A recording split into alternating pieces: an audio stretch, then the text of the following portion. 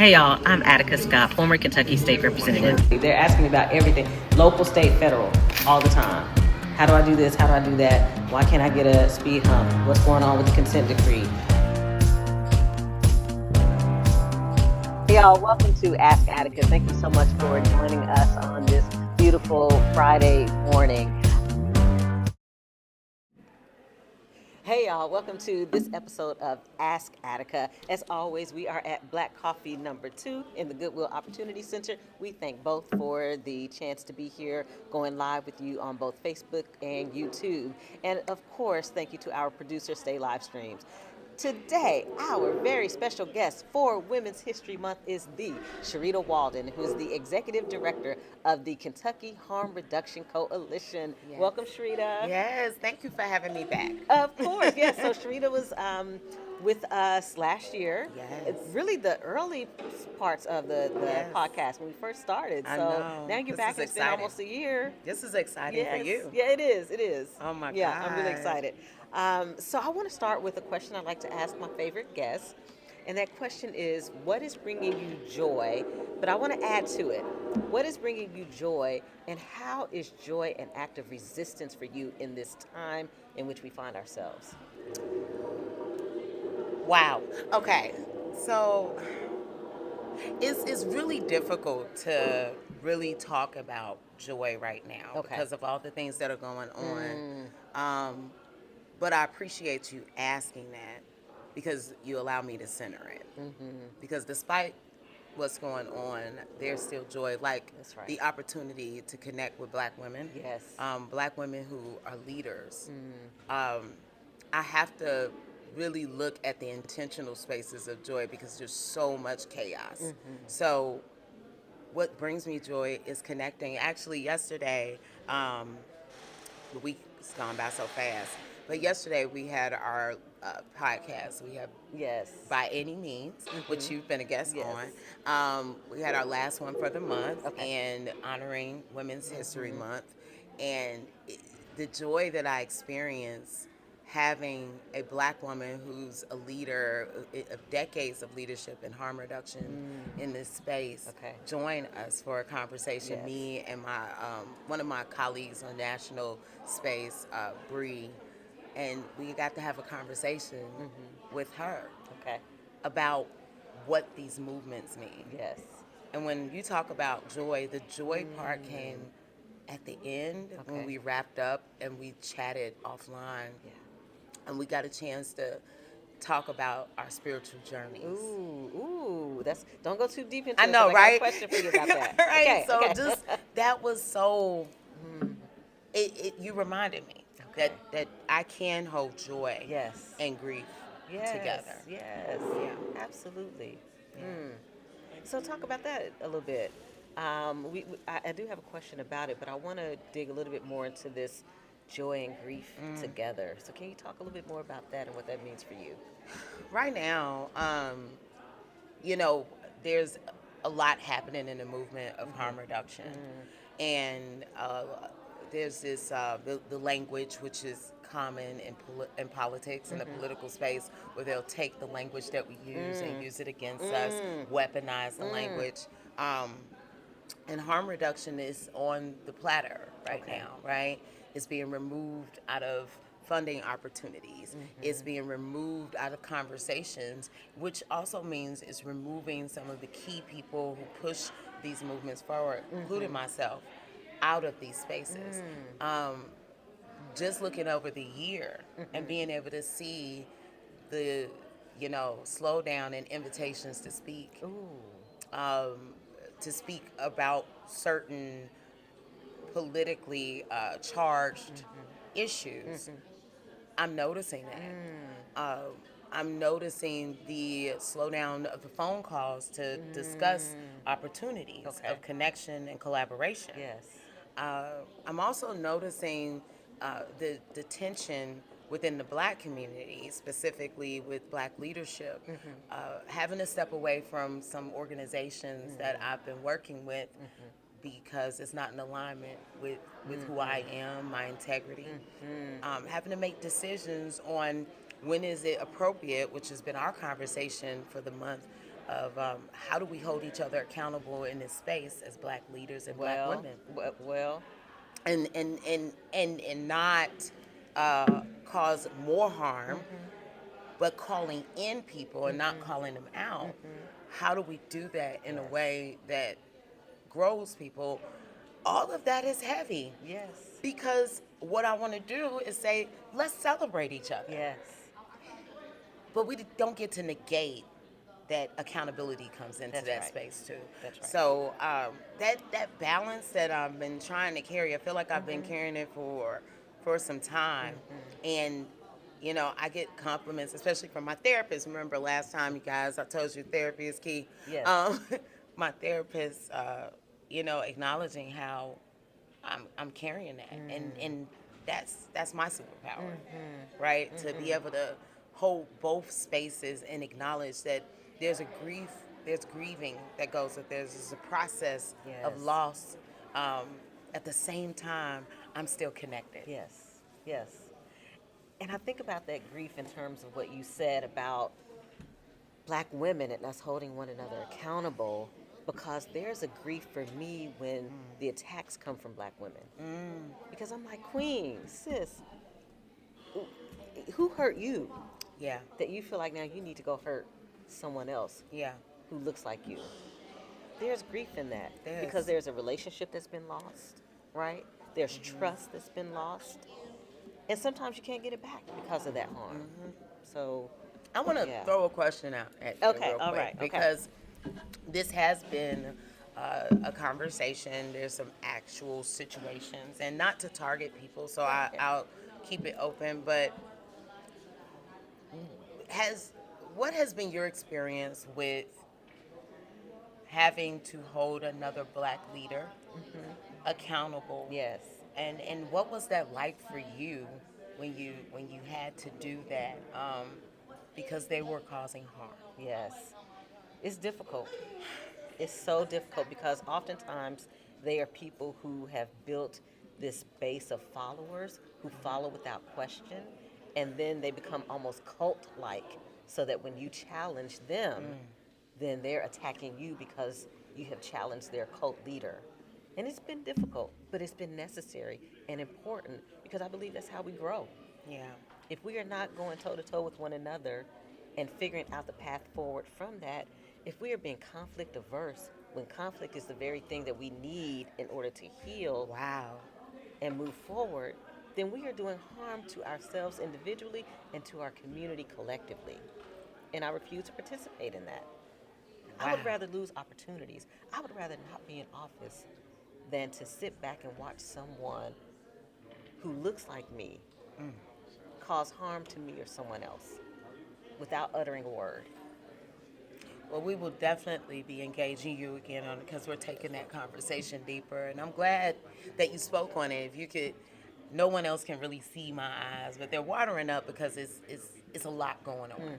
And we haven't had time to connect Yes. outside of this. And so I appreciate you saying that, because that's the heaviness that I'm carrying right now with decisions and how I move Yes. in this work. At the same time, I feel strong. And that's, I'm like, Yes. it is difficult, but I also feel a strength with being able to stand, even though it can feel lonely. Yes. Yes. It's Yes. a lonely But know walk. that you are not alone. You are not alone. Okay, don't make me Right. cry on you. We have to call on Look. we have to call on and lean on one another, right? Yeah. Okay. All right. So I'm going to ask you my next question. Yes. Because my producer's going to be like, listen here, we need to take a break. Yes. So we can pay for this here podcast. So, so we talked last time you were here about living unbound. That was something that you yes. brought up. So my question for you is, we're in another very critical moment in our history, in our present, in our city, across our Commonwealth, and in this country. From public safety concerns to attacks on immigrants to literal war. Yeah. So what does it mean to you to live unbound in 2026? You know, I feel less restricted now, and that may seem weird, right? And I also think It's because I'm in school. Okay. To become Dr. Walden? Yes. Okay, Dr. Yes, Walden. right? Like I'm getting my PhD, I'm pursuing my PhD.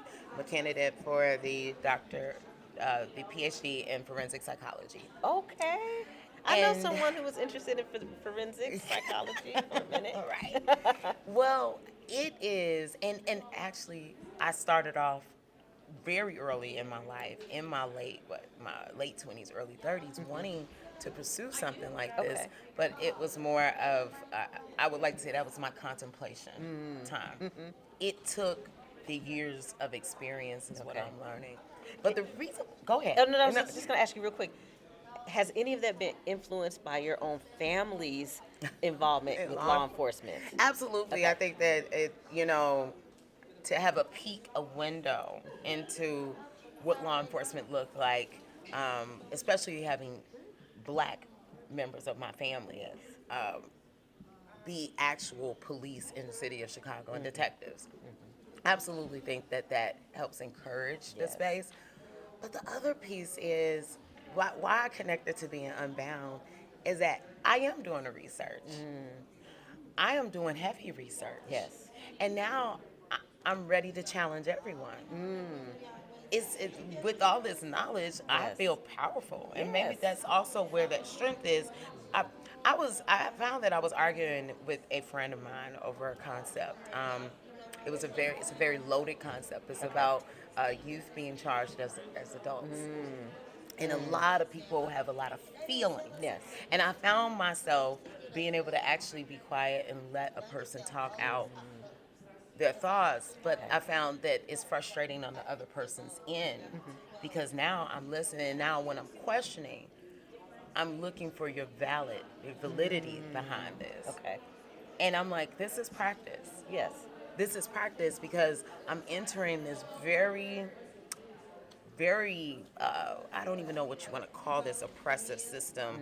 When we look at the judicial system, when we look at our system of incarceration, it is so complicated, it's complex.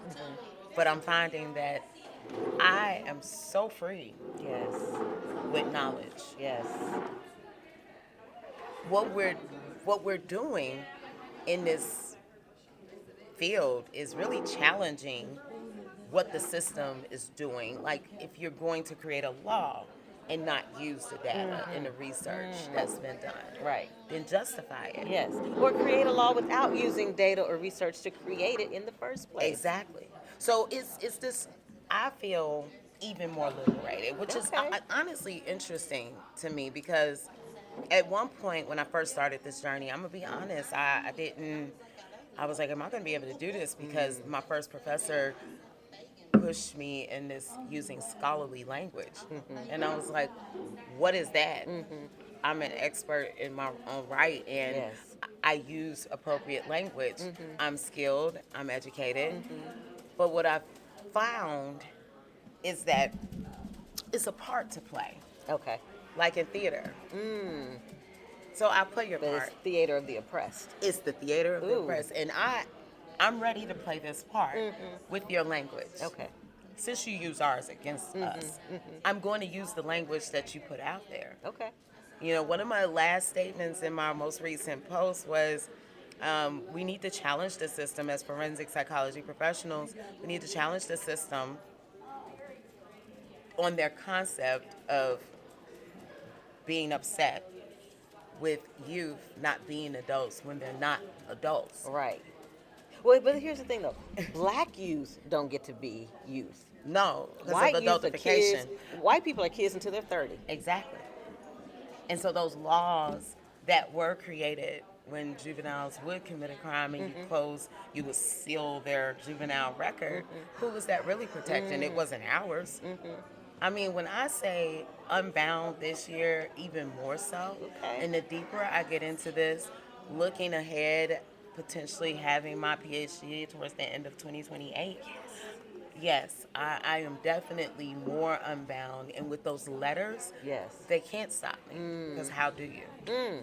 I feel So that. the energy has shifted. Thank you for bringing, because that energy shift is what does that look like for me right now? Yes. I know that I'm transitioning and transforming. Okay. And yeah, I feel the longer I continue on in my matriculation, they're not gonna be able to stop me. Because how do you? We used to say knowledge is power, and that's what I'm feeling from you. That knowledge is Knowledge power. is so, I say, show me. Yes. Show me where that way and that route of why that legislation makes sense. Show me where it makes sense. That's right. Because here's the real data. Well, I got one more question for you before we take a break. Okay. Okay. So let's get into your work a little bit more. Okay.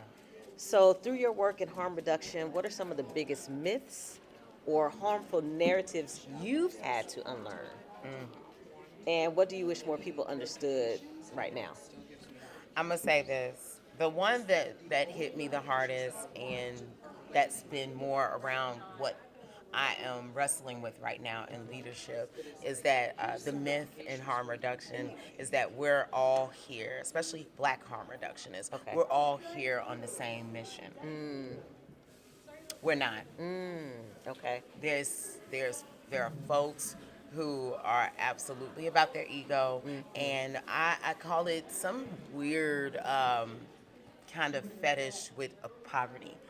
Yes. There's a saying, we meet people where they're at. Yes. There's a lot of people in harm reduction across the spectrum of race and ethnicity. So not just Black people, Latino people, white, it's all of us, right? There's this idea of a certain group of these people who are like, we meet people where they're at, and y'all can stay right there. So. Okay. And I'm learning that we have to actually fight, just like I'm fighting any other system, to take on the semicolon, we meet people where they're at, but we don't leave them. That's it. Yes. Right? Yes. And I've got people like Jose Martinez and with National Harm Reduction Coalition, who really, a person with lived experience, a Latino American male who's here doing his work, who does trainings on this, and I learned that from his training a few years ago, listening to him. And him being so passionate, but this is a person, a man with lived experience, who's saying, stop leaving us. Ooh. Stop leaving us right here. We deserve to be challenged. We deserve to be shown that you can get education, that you don't have to just be right here. You just don't have to stay in street outreach. What if I want to be a leader? You know, I was like, whoa. So that myth that when you see harm reduction, we're all about the same thing. No, we're not. Right. We're not. We're not all in this together. It's just like any other public health system, any healthcare, or I'll call it a sustained illness system. That's what harm reduction really can look like. Now it takes the radical love of people who really are about the movement of harm reduction, which traditionally will be Black and brown folks. Yes. And it kind of, it was a big shock at first to me, because I'm like, wait a minute, there's racism in this? I was like, oh. It's racism in everything. In everything. In I'm everything. like, I mean, and it blew me away. But I can admit that. And I want to admit that, especially on a camera and in a live sense, because I think that some of our own people struggle with when they start to wake up. Like, I get it. When I started to wake up, I grapple. My psychiatrist, he calls it grappling, right? Okay. So I use that word all the time. I grappled internally with how to move with new knowledge. Yes. I grapple with it. I'm like, I didn't always wear my earrings like this. Right. I grappled with new awareness. It's like, realizing that, with the Adam and Eve story, people believe in the Bible, in the Word of God, the Bible, and Adam and Eve, when they became aware. That's how I felt. And I want people to know, who are experiencing that, it's okay. That's right. it's a process to waking up. When you wake up, you do deal with the grief of the things that you thought were right, the things that tricked you, the manipulation, the systems that fooled you. It's okay to say, dang, I need to sit with this. The veil is being lifted. It makes me think of the book that I was reading last year, Life Behind a Veil, talking about I think you talked blacks in about Louisville that. Yeah. from 1865 to 1930. And then literally the veil was unlifted from me in reading that book. The other thing that your comments made me think about are the people who want folks to stay in poverty while they benefit from them staying in poverty. We used to call them poverty pimps. I think I like that term because that's what it feels like. Exactly. So we're gonna take a break, and when we come back, y'all, we're gonna continue our conversation with Shreeta Walden. But before we go, I want to send this message to folks who are running for office here in Louisville, in our Commonwealth of Kentucky. Advertise on Stay live streams. You can do it either during this Ask Attica podcast or any other time, because the primary is May 19th, so you've got just a couple more months before Election Day to get the word out, and this is a wonderful platform to do so. So be in touch with Maxwell Mitchell if you're interested in advertising on Stay live streams. We'll see you back here in a moment. The people of Louisville deserve a mayor that will listen, that will offer opportunity, that will make sure the most marginalized get the resources they need. I'm here to tell you that I am the right choice because I've been working for you the whole time. I plan to be exactly who I campaigned to be. And every role I've taken in this city has been to serve and take care of people. On May 19th, this is too important for you to stay home. We need you to go vote for your future. Louisville, it is our chance to change the direction and to make it better. Louisville is better when we come together as community. Louisville, it's time. This is brought Through every note, every performance, the arts connect us. The arts connect us through joy and through awe, bridging cultures and generations. From intimate theaters to the grandest stages, the arts bring us together, reminding us that we're never truly alone. When we experience the arts, we experience each other. Kentucky Performing Arts. The arts connect us.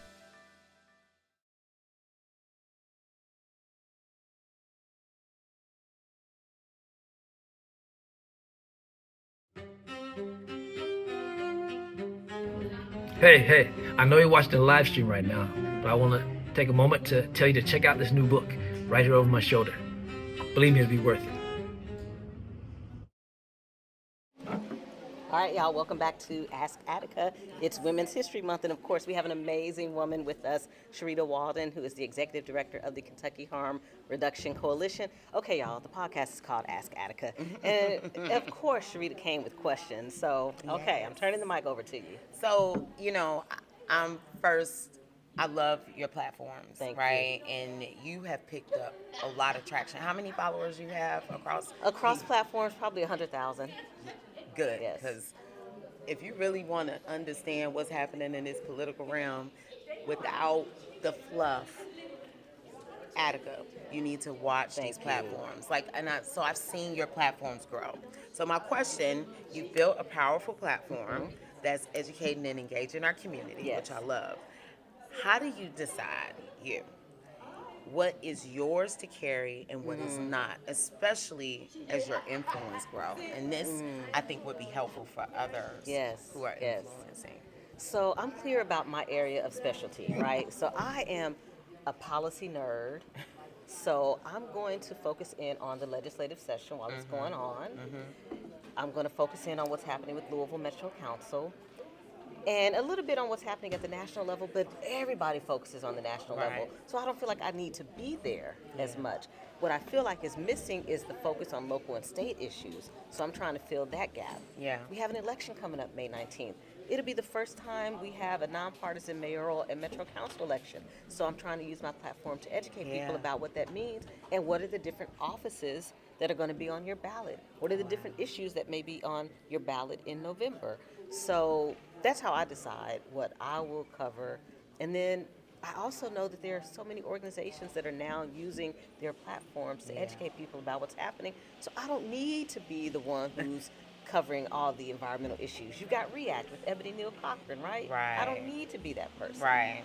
Right? So I don't need to be the person who's talking about issues related to children and families all the time because you got play cousins. Yes. Right? Yeah. So they And are doing that empowering work. other groups to actually Yes. take up the space to do that. And supporting them in doing that, right? Yeah. So when I have the opportunity to do so, I'm going to share their information. I'm going to show up to their events, right? Okay. When I'm invited in, yes, if I can be there, I will be there. So I'm very clear on what is my area of interest and expertise, but also where the gaps are. So I'm looking for the gaps versus, oh, we all need to be talking about this one thing. Right. And so do you feel like before your platform, you actually started these podcasts and your other platforms on Substack, right? Yes. And before you really got into there, you've already established what your lane was, Yes. right? Okay. And I started my Substack this year because I love to write. Yeah. I would actually rather write than do a video because I love to write. And so Substack has given me that opportunity. I was on Medium for years, but there was no growth opportunity for me on Medium at all. Okay. I stayed at like 40 something followers on Medium for years. I got on Substack and within weeks I was at 100. Wow. So So that growth. so that Substack allows for that growth. Okay. Okay. Yeah. All right. So I want to ask you some. I know Okay. you have more questions for me, but I want to make sure I get to some more of the questions that I have for you. Okay. Okay. So let's talk about leadership, community care, and grief a little bit more. Okay. And our time is limited, so I may have skipped over a That's couple okay. of questions. So how are you navigating being a radical leader? I'm very specific and intentional about that language. A radical leader in this political season, while holding grief, growth, partnerships, relationships, and political work all at the same time. I will say that the balancing act is difficult. And then to add to that, the other layer, my health, right? Which I had to, yeah, which I had to put in the front because I think as leaders, we often for some reason, our bodies get pushed to the back. Yes. We actually need these to get up and do and move, and so I had to actually realign how I look at things. Yes. For instance, I knew it was very important for me to be in New York. You know, a couple of months. Last month, February, for a convening. Okay. I don't want to take planes right now for a number of reasons. I don't want people to freak out. I'm not putting bad mojo out there. But for me, I just don't want to be on planes right now. But I'm also dealing with back issues, navigating my back and just aging. Okay. And so when I was asked, to present and also actually be on a panel at the convening, I said, okay, I need you all to get me a train. Okay. And being From able Louisville? so I had to drive to Chicago. Okay. To get it. Okay. Although there's independent stations further south in Kentucky. Okay. But because they're not a full functioning station, we can't have a stop there because we saw two people get off, Oh, wow. later on my way back. Okay. But I asked for that. I also asked for accommodations. Now, I think this is radical Okay. because I never really center accommodations for myself. And But when I bet you take care of other people. Of course, I make sure and I advocate. And I was actually about to do that when I got to New York and I found out I had a handicapped bathroom. And so I'm going in the room, I'm like, this is so much space. I don't need this. Why are they doing this? Why would they just put me in this room? And I looked in the bathroom, I was like, someone may need this. Right. I had to talk it through, and I remember talking to Councilwoman Shamika Parrish, right? Yes. I said, I stopped myself from going downstairs, complaining about the fact that someone may need this bathroom. The hotel is full. I realized that the people hosting this convening were intentional the whole time. Okay. They knew I had back issues. I needed that seat in the shower the next morning. I didn't realize that. I told them about my back issues. the things to turn, they were low, so I wouldn't have to stretch my hand up. I was next to the elevator. I said, Shamika, I was about to Look at that. go and complain like this isn't for me because I'm so not used to someone listening. Yes. I appreciate Bloomberg and their team thinking that all the way through. I sent back a whole explanation about my bag. They made sure I had a sleeper car. I asked for that. I requested. So I'm speaking of it because I had to start flipping Yes. and saying, I do deserve accommodation. That's I right. do deserve to advocate for myself. I've been advocating for people for so long that I've forgotten about me. And what I found is I'm more in alignment this way. Okay. I say no to things. I feel I call it my compass, my moral compass, where I align. When I feel off in alignment, I smoke more, I'm heavier in my smoking. Okay. These are things I'm practicing because, and I'm thinking about because there is a trajectory for me to quit smoking. And I'm like, I can't quit if I don't acknowledge what's triggering, what's happening. That's oh, right. this is stressing me out. I'm smoking more. I went through 2 packs. Oh goodness.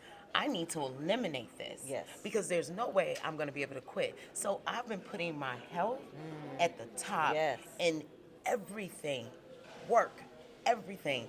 I was at the hospital with a friend this week till about 3. I didn't get home till 3:30 in the morning. I texted and said, I'm going to take my time coming in the next day. I will be in, but I'm going to take my time. That's right. I'm tired. I need to rest. Rest as resistance. Yes. Right? I am like, it took me to put me first. And I think that's the grappling I've been dealing with. How do I even center me? Well, me has to show up. Yes. And if my back is all messed up, if I'm bent over, if I'm in pain, if my head hurt, if I'm tired, how can I even speak? How can I even support a rally? How That's can right.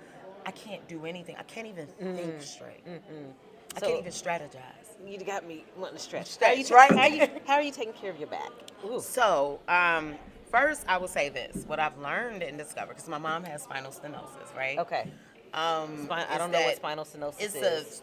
it's a back thing where her back seems to be, the spine is shrinking and it's the little parts are sticking out or whatever. Oh, so interesting. Okay. Look it up later because a lot Okay. of us are going to deal with, if you've had children. Okay. I'm learning that a lot of women that ended up having children tend to end up with lower back issues. I have a bulging disc. Okay. And I have and it's degenerative right now. And the only real explanation is, first, I lack vitamin D. Okay. Is a serious thing for a lot of us Black people. But the other issue is the way that I carry my kids. Okay. And my uterus tilted backwards. And I'm sharing all this because there's women that's following you, Yes. right?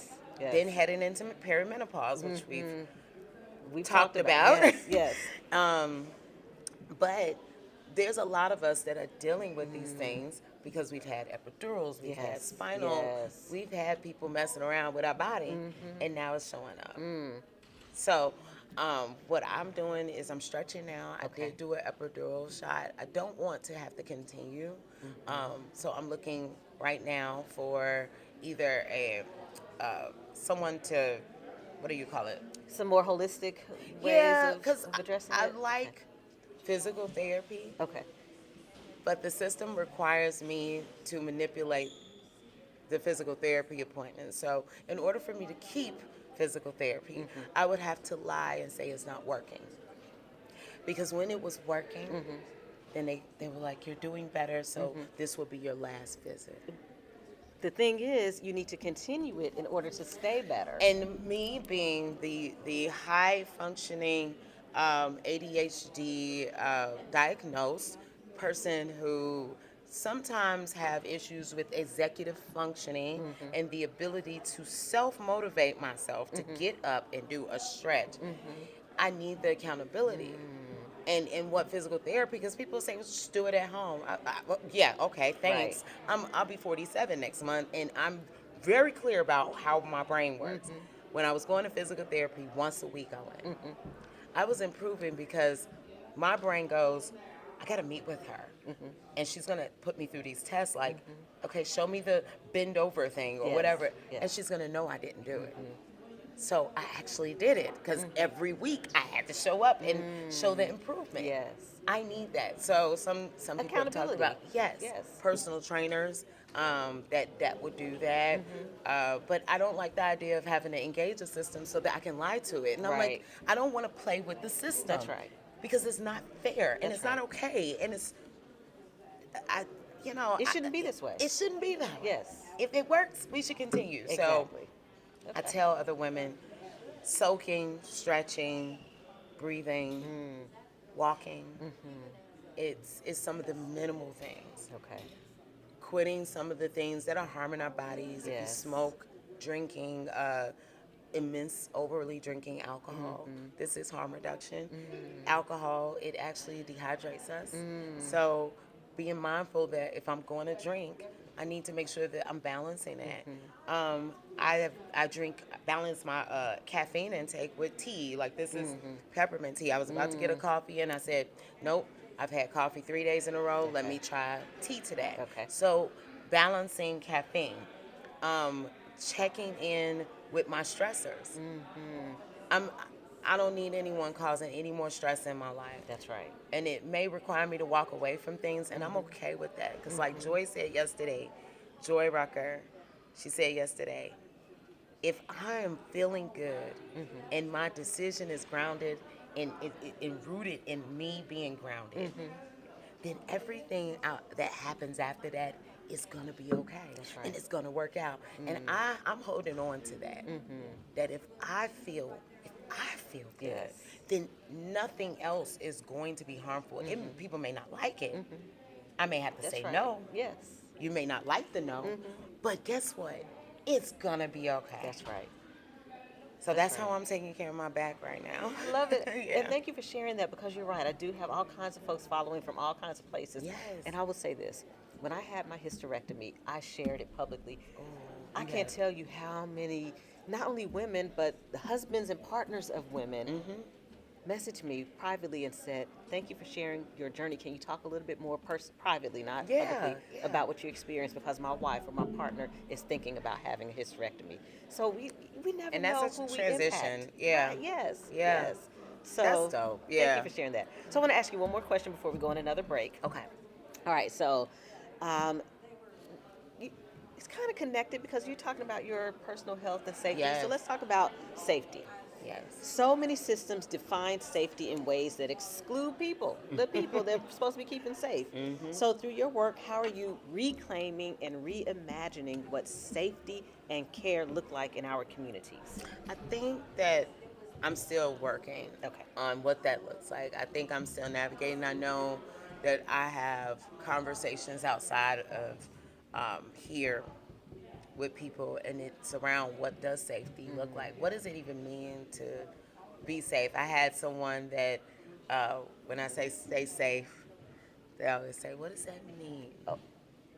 That happened to me before. Yeah, it's like, what does that mean? But what it also did for me, what that person doesn't know, is that I have been actually thinking about that regularly. Like, every time I say it now to people, I'm like, what does it mean? Does it mean stay in the house? Ooh. Does it mean stay away from people? Does it mean keep your head on the swivel but be super paranoid? Like, what does it mean to be safe? Yes. And I'm stuck, honestly. And I would want to hear what your thoughts are on what it really means for us, especially because I don't want to negate my Somalian families. Yes. Yes. Lack of feeling safe. That's right. You know, I don't know if you noticed that Farhan has changed the name of his organization. I didn't know that. And now, are we talking about safety? Okay. Are we, what does that even mean? And Right. so when you bring it up, I feel like if I hadn't had that initial conversation, I probably would have been like, oh, of course, I make sure that I follow these steps. And Yes. But now I'm like, you know what, as you think about, because I want you to share yours, Okay. what I do as far as safety is when I feel like there's a heightened risk alert, whether it's my mom who watches world news, she's made it very clear she does not like watching local because the messaging is manipulative and we don't get a lot of information. But when you watch world news, you get what's happening coming towards us. So, you know, what makes me feel safe is if my son doesn't have to walk back home sometimes if it's too dark. Then I feel like there's something safe happening. Yes. But yeah. So to me, safety is relative. Yes. So when I say be safe, it is whatever that means for you. Yeah. Because I'm not able to define that. Yeah. I think about my immigrant and refugee siblings, like I know, you said. I know you. Safety means something different for them right now, right? I also think about a friend of mine who's in her 70s and has some, health issues. Yeah. When I say stay safe, I mean put that mask on. Right. I mean, for real. Yes. You're at a point in your life now where you need to wear that mask all the time. That's just the way it is, right? So it means different things at different times. And it's not always something that's extreme or severe. Right. Sometimes it really is, you're about to go into a group of people and your immune system is compromised. Do what you need to do to stay safe. Yes. I wonder so now you got me on a new roadmap, and from this point on, I can see myself doing this. When I start to leave people's presence or they leave mine, I'm going to be intentional about what safe means. I think I like that because when you said, when I talk to this person, when I say that to this person, so, you're headed to another meeting. As you drive down the street, be mindful of the cars that are coming and stay attentive on the road. I love this. It's so much more meaningful than just be safe. That's right. And I mean, we have a mutual friend who, when we tell that person to stay safe, what we could mean is you don't have to drive all around the country to all the different and maybe we protests should that start are happening. Maybe, and that's how we should say it. As you are moving into an area where there's complete violence and chaos, make sure that your back is covered and that you're not walking into something that you're not aware of. Yes. I love this way, and I think it's even more intentional. And I'm going to be practicing. I'll be texting you like I've started doing it. Yes, we'll text each other. I like that. All right, well, we're going to take a break, y'all. And when we come back, we just have a few minutes left. So we're going to close out our conversation with the Shreeta Walden. So thank y'all for tuning in. We'll be back in a few minutes. Hey guys, before we get back to the live stream, I'm Tracy, the bartender at Southern Hospitality Bar and Grill, located at 3402 West Broadway. You guys got to come and check us out. You can call your order in, and the phone number is 502-822-1474. Again, I'm Tracy, the bartender at Southern Hospitality. Come check us out, guys. The people of Louisville deserve a mayor that will listen, that will offer opportunity, that will make sure the most marginalized get the resources they need. I'm here to tell you that I am the right choice because I've been working for you the whole time. I plan to be exactly who I campaigned to be. And every role I've taken in this city has been to serve and take care of people. On May 19th, this is too important for you to stay home. We need you to go vote for your future. Louisville, it is our chance to change the direction and to make it better. Louisville is better when we come together as community. Louisville, it's time. This is brought to you by the people to elect Shamika Parrish Wright. All right, y'all, welcome back to Ask Attica. We are wrapping up with our special guest, the Shreeta Walden, Executive Director of the Kentucky Harm Reduction Coalition for this Women's History Month. So I think we each have a question left for one another. So you had a question for me? Yes, I really want to ask you. You've done a lot, Attica. Yes. I mean, you've done historical things in this state and for this state and for our community as a whole. And I do feel like you've led direction in other states, watching them moving to the Crown Act in other Yes. states. I'm like, wow, we're still doing this. Yes. So I appreciate what you've done. What has it cost you to lead the way you lead? Ooh. And is it a cost you're still willing to pay? I will start with the second half of the question, and the answer is yes. I will pay the cost every single time. And it has cost me being in office, and I know that. But what's interesting is it goes back to what you asked me about my platform growing.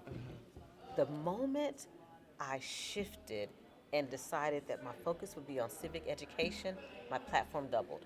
I went from more than doubled, like tripled and quadrupled in some cases. I went from the whole time I was a state representative, about 13,000 Facebook followers. I'm now at 57,000. Yeah. 57,000. Because people are hungry for the education that I'm Yes. providing, and from my perspective, Yes. as someone who served in both local and state office, right? They value, they respect that, and they appreciate it, and they trust it, Yeah. right?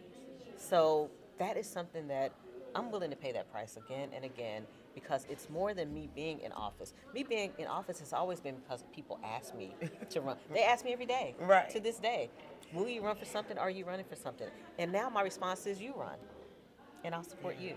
Right. Because we all need to be Yeah. in these political decision-making spaces, right? Yeah. So, yes, I would pay it again. Wow. in a That's so heartbeat. dope. Yes. All right, so my last question for you goes back to something that's important for me, and that's my faith. So I often refer to myself as a divine disruptor. Yes. For many different reasons. I may have to write about that one day. So how does your faith or your sense of purpose guide your work, especially in spaces that can be misunderstanding of who you are as a radical leader, or stigmatizing because of the experiences you're bringing to the table? It's unchanged from last year. My spiritual journey has become very personal for me. I do feel like right now I'm having this like existential crisis where I'm realizing more and more about what religion has looked like, especially here in the United States, and my inability to continue to just walk in alignment and comply with specific religious sects. I won't subscribe to those anymore. Okay. But what I've found is that I'm closer to God, who is my creator. I'm so much more closer because I've had to spend time by myself, with myself, in my own thoughts. And I find that to be humbling because I don't think I've spent a lot of time just with me and trying to understand me and trying to sit with my own passion and be okay with being isolated in this moment, in this season. My spirituality is connected to my ancestors. And I know I started that a little over a year ago. And like I said, I got a djembe from Abu right here on Broadway. His shop was on Broadway, right from Africa. And I think that one was from Senegal. I feel like my ancestors are just a part of my life. And the things that I bring into my home now, when I go to a peddler's mall, all of this is a part of my spiritual journey. Okay. It's connected to my roots and wanting to be very connected to my roots. It's the only way I can walk.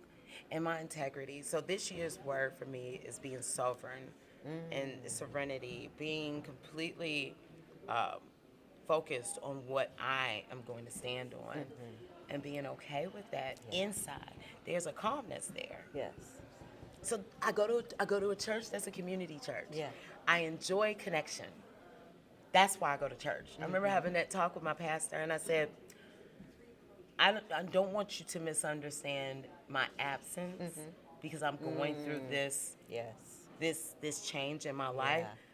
I enjoy what you have to say. I enjoy the connection that I have here in the community work. I'm not a part of any religious system, and I will never be, because I will have to just stop doing everything that I do to turn back around and pretend that my captors are people who love me. Well, And what do we call that? We call that Stockholm Syndrome. And I cannot, in good conscience, believe that you're giving me anything here that's good for me. And that's a big move and a big statement within myself. And I know that doesn't sit well with a lot of people, but I'm okay with that. So I don't, I don't push people to believe the way that I do. This is the awareness I'm in. And I feel like it makes me stand up even stronger in every space I represent. awesome. Thank you for that. We've just got literally a minute left. So can you share with folks anything you've got coming up and how they can follow you? Yes, so please go to our social media pages, Kentucky Harm Reduction Coalition, just put it in. But I will share this. Today, I finally got confirmation from Vocal Kentucky, Voices of Community Activists and Leaders, that we are going to do a special edition kit making party at Vocal's location on 723 South Brook Street, April 15th. Now, what's important about this is ahead of the primaries, like Attica said. We want to see what candidates, who shows up to this event, because we're going to be sharing this event with the candidates in our community in Jefferson County, because we want people to be able to talk to the candidates and doing a community event. So if you're interested, I want you to go to Vocal's page, go to Attica's page, go to Stay Live Stream and Kentucky Harm Reduction Coalition after today, and you'll see the information. I would love for you to show up in the space. Thank you so much. I appreciate you. Yes. Thank y'all so much for tuning in. As always, as we close out Women's History Month next week, our guest will be Councilwoman Shamika Parrish-Wright, who's going to share some Black women's history moments with us. So we'll see you then. And of course, thank you to Goodwill and Blak Koffee #2 for allowing us to use this space. Yay, thank